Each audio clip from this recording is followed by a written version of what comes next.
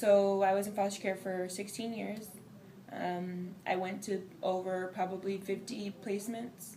I used to keep a tally mark, but I just kind of got old. And so I moved around a lot. I would say I just survived, if you will. When my mom passed away, I felt like I had to raise my siblings. I was going through major depression. I got, into a little trouble here and there. I was angry, frustrated. I wanted to change. And like any other youth, I was just looking for the magical number 18 to appear so I could leave. But, so I kind of started getting into trouble at school and things like that. And I knew that the choices that I was making and the places that I was ending up was not the place that I wanted to be in the end, My time in CPS was long, but it was a journey that I needed to take, that I feel God needed for me to take in order for me to be the person that I am today, whom I consider to be an advocate for people whose voices aren't being heard. Over the past 8 years, I've been blessed enough to be able to come to the San Antonio BCFS Transition Center and be able to receive multiple services. I received services ranging anywhere from life skills training, budgeting, interview skills, resume writing. Through workforce, I've learned how to make healthy and smart decisions. I was taught how to fill out a FAFSA, and I was assisted in filling out my FAFSA, as well as being able to file my taxes. I was provided with services from ETV.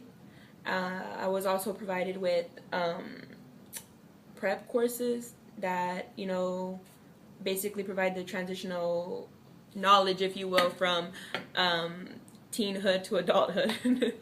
You have multiple people from different places. You have people from Good Samaritan, you have people from workforce, you have people from the school districts, you have people from Paolone, you have previous youth here.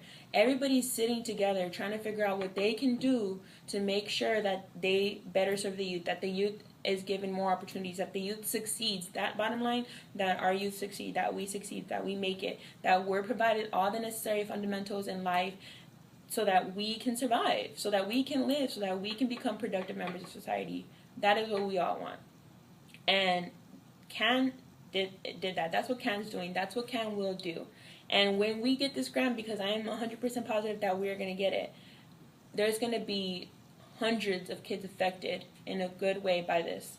And I say that firmly and positively because I've seen the work that people put into it. They're leaving their own personal lives, putting time aside from their own, organizations, goals, and missions to come together with the Transition Center and say, how can we help you serve this population of kids that we're also helping? How can we use each other, in a positive way to basically provide services in a more efficient way for this youth? How can we communicate? How can we get this youth to do this? What can we do? What are the issues in doing that? How can we make it a solution and not a dilemma anymore? What I'm seeing alone from the work of CAAN, if CAAN was in place when I was in care, I might even be more successful than what I am right now.